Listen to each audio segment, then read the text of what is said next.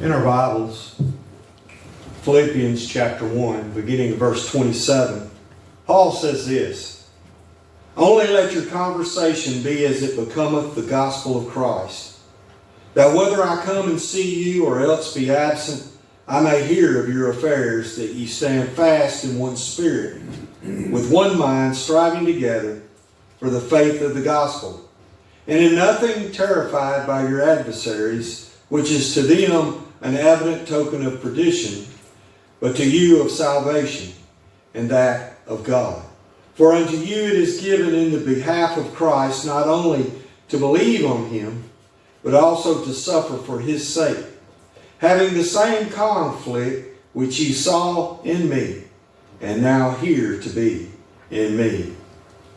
Paul, he had a special love for the church of Philippi. Out of all the churches of the New Testament, it's one of the most mature in its faith.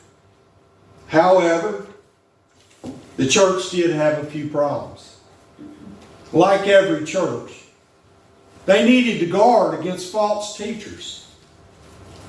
And they needed to renounce those that were enemies of the cross of Christ. Now Paul, he knew that it does not take long for a faithful church to slip into indifference and error. Paul, in this passage, is calling on the Philippians to maintain their spiritual commitment. He calls on them to look into their hearts and determine if they have integrity. Now this appeals to every follower, no matter the day or age that they're living in. Paul stressed to them and to you and I to only conduct yourselves in a manner worthy of the gospel of Christ, whether I come and see you or remain absent. Paul says it doesn't matter if I'm there with you or if I'm absent. Honor God in your conduct. Honor God in your behavior. Honor God in your life. We need to be doing that today. What really matters in life is consistent, holy conduct. Paul wanted their lives to reflect in a worthy manner the gospel of Christ.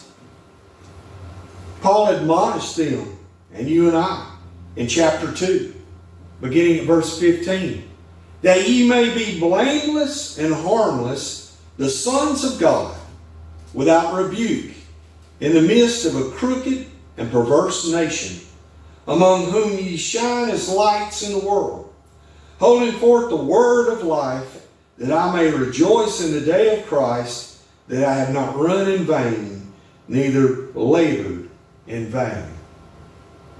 You see, Philippi was a Roman colony.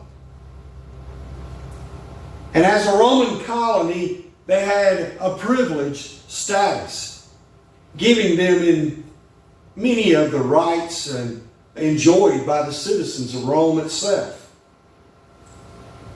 They gave unquestioned loyalty to Rome and to the Roman emperor. They took Roman names. They dressed like the Romans. And they spoke the language of Rome, which was Latin. They became like those that lived amongst them in a perverse nation. Does that sound familiar to us today?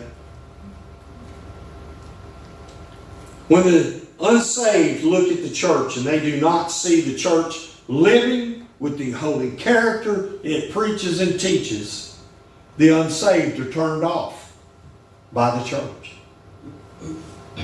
Because they see it as living as worldly as everyone else instead of being set apart. So what do we mean when we say conduct that's worthy of the gospel? Well, let's look at this. First trait of worthy conduct is standing, according to Paul. We are to, in all of our ways, stand for God and reject Satan's worldliness. We see this in Philippians chapter 4, verse 1. Therefore, my brethren, dearly beloved and longed for, my joy and crown. So stand fast in the Lord, my dearly beloved. Then in Romans 14:4, we see, who art thou that judges another man's servant? To his own master he standeth or falleth. Yea, he shall be holden up, for God is capable to make him stand. 1 Corinthians 16:13, watch ye steadfast in the faith. Quit you like men, be strong. Then Galatians 5:1, stand fast, therefore in the liberty wherewith Christ hath made us free, and be not entangled again with the yoke of bondage. Then the next trait of worthy conduct is sharing. Along with standing firm, there must be unity in the church.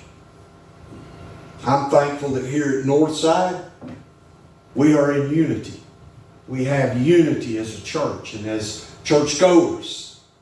We love one another. We try to make each other stronger instead of tearing each other down. We try to draw each other closer to the things of God. That's what we're supposed to do. The key to unity in the church, when Paul says, fulfill ye my joy that ye be like-minded, having the same love, being of one accord, of one mind, let nothing be done through strife or vainglory, but in the lowliness of mind let each esteem other better than themselves. Look not every man on his own things, but every man also on the things of others. We must put others before ourselves. The next worthy conduct trait is striving. The church is to strive together in exhibiting and sharing the true gospel of Christ. And then the last trait that Paul spoke of was suffering. If we are, in all of our ways, being true in our lives for God, we can expect to suffer for it by this hate-filled world that despises all things that are truly godly. Amen. It's the mandate of the church to stand, to share, to strive, and to suffer. Why? For the sake of Jesus Christ. If the world does not see us living what we teach and preach, they will see no light shining on the hill to draw them to God. This morning, in encouragement, as I close, let me encourage you.